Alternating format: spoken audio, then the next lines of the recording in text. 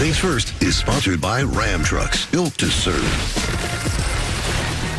Hi, everyone. Good morning and welcome to First Things First. I'm Jen Wolf. That is Chris Canty. In for Chris Carter. This right here is Nick Wright. Happy Halloween. You have kids? Do you have kids? No kids, but I know I'm going to have a ton of trick-or-treaters this afternoon. I love it. Went out yesterday and bought like $150 worth of candy. Was that necessary? Well, it is, because I got to be that guy. Wait, you're that big guy. Do you give the big king size or you still go little minis? Well, I go the minis, but I let the kids get a handful of candy. Look at your hand. You must have been a disaster as a kid. He's a good guy. And by the way, in honor of the World Series, we go to our #1 reliever, Chris Canty. Thank you so much for coming in today, brother. Sometimes the best ability is availability. Appreciate you. I like it. All right, well, it was a nightmare for the Warrior fans last night when they learned Steph Curry broke his hand.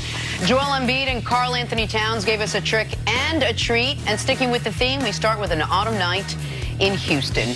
Nationals and Astros in a winner-take-all World Series. Game 7. Zach Greinke was cruising on the hill for the Astros through 6 innings of work. And then old reliable Anthony Rendon took the plate, going yard for the solo shot to pull the Nationals within 1 run. Still in the 7th, they pull Greinke. They put in Will Harris. And Howie Kendrick says, hey, thanks for the pitching change. It's a 2-run home run. Washington takes the 3-2 lead. 2 RBI singles later would make it 6-2, and Nats pitcher Daniel Hudson would do the rest. Michael Brantley at the plate. Michael Brantley striking out. Bottom 9, sealing it. The Washington Nationals win their first ever World Series title. 2 great teams, 1 great series, 100 bottles of champagne. All right, Nick, there is a lot to unpack with this one. It was a great series, great game to end it all. What did you make of last night's Game 7 win for the Nats? Congratulations to the Nationals, a team that famously started 19-31 over the first 50, and over the last 112, 3 teams were tied for the best record in baseball. The Astros, who a lot of people picked to go to the World Series, the Dodgers, who a lot of people picked to play them in the World Series, and the Washington Nationals, one of the best teams in baseball the final 2/3 of the season. They get there and then get it done. Because it's baseball and because it was a close game late, you, of course, are going to have some managerial second-guessing. And in all sports, my #1 maxim when it comes to coaching or managing is, if I were running a team, I would say, what does the opposition hope I do? Let's not do that. Let's start from a premise of, what is the opposing team hoping I do? And if I were the Washington Nationals last night, I was hoping they took out Zach Greinke. I was hoping that they, no matter how effective Will Harris has been, no matter how rested you feel the bullpen has been, no matter what you think the strength of your team is. Even if you have Garrett Cole sitting there, whether you want to bring him in or not. Absolutely. Even Garrett Cole, because you know you're probably, if you are going to bring in Garrett Cole, it's not going to be mid-inning. It's going to be at the beginning of an inning. So we can have a clean inning. And it's not as Zach going into that 7th inning had given up 1 hit and 1 walk. In the 7th inning, gives up the solo home run, but then the next batter, there's a 2-1 count. He throws strike 2. It's called ball 3. It was maybe the worst call of the night by a home plate ump.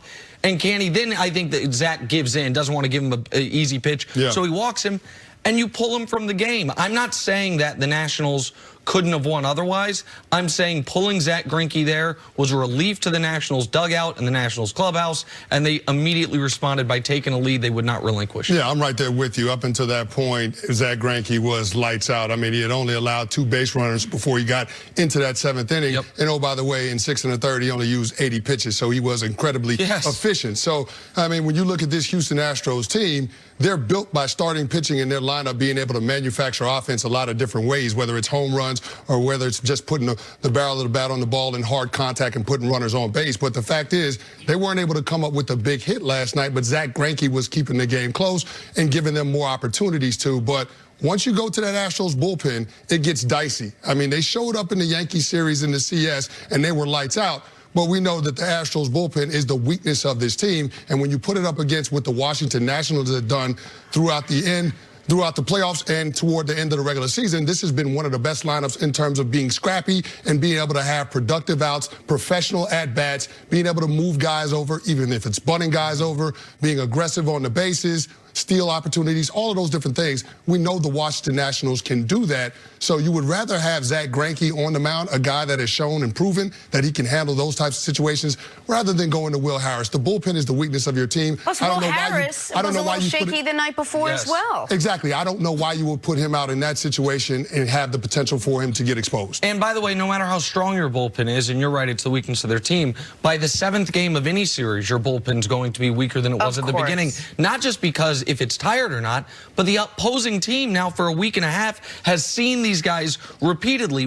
The one part of this that is not managerial second guessing, and you mentioned it before the show, and this is what always happens. If it's a close game, we pick on the manager, and I think A.J. Hinch made a mistake, but this didn't have to be a close game. You mentioned before the show how many opportunities. Max Scherzer, his stat line might be good, but he was dancing through the raindrops all night long. How many opportunities the Astros had to turn a 2-run lead into, I don't know, a 4-run lead, a 5-run lead, which obviously dramatically would have changed the match. Yeah, they had plenty of chances to blow the game open. I mean, Max Scherzer had multiple base runners in 4 of the 5 innings that he pitched. I mean, in the second inning, he gives up the home run to Yuri Gurriel, but then he's got runners on second and third. He ends up getting Springer to line out to left field. Then he has runners on first and second in the third and the fourth, and he's able to get flyouts to center field. And then he's got runners on first and third again in the 5th and strikes out Chirino. So Max Scherzer didn't have his best stuff, but he was able to make pitches when he needed to. But you also have to look at the flip side of that. And the Astros lineup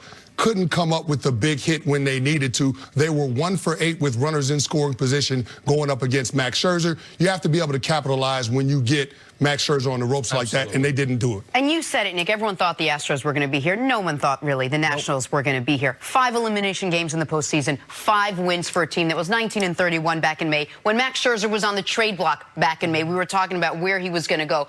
For what they were able to put together from May forward, I mean, they were so sort of neck and neck with the Astros the whole way. There was a graphic that went up on the game last night, how many runs they both scored, how many wins they both had. I mean, what can you say about what this team was able to put together without Bryce Harper, with all the negativity, and with the way they started the season? Well, there's something to be said for momentum in sports, whether you're talking about baseball, football, or basketball. The team that's playing the best at the end of the regular season gives themselves a distinct advantage once you get into the postseason, and you saw the Nationals were able to ride that wave. I mean, they're 3-0 in elimination games during this postseason. First team in baseball to have ever done that. They were down late in that wild card game against the Brewers, found a way to win. They were down in that Dodgers series, found a way to win. And then, of course, they sweep the CS, and they're waiting for the winner of the Astros-Yankees. But the fact that this team had been playing so well once we got to the postseason, I think there's something to be said for that. They caught that proverbial lightning in a bottle, and they rode that all the way to a championship. And my hometown Kansas City Royals were a big part of the revolution of, hey, how much does starting pitching actually matter? Build these brilliant bullpens, try to basically reverse engineer a win from the 9th inning forward. The Washington Nationals, they needed not 11, they needed 12 wins to win a World Series this year because they played in that wild card game. They got 10 Steven Strasburg and Max Scherzer starts. They were 10-0 in those 10 starts. They were 2-5 in the other 7 games they played. They might have gotten here because the team as a whole was playing great over the final 2/3 of the season.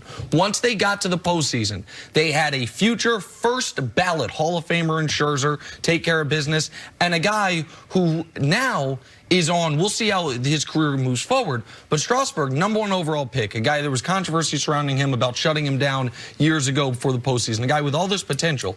This was one of the greatest playoff runs any pitcher has ever had. He wins World Series MVP. He has the 3rd lowest World Series ERA ever, and he is the first pitcher to ever be 5-0 in one postseason.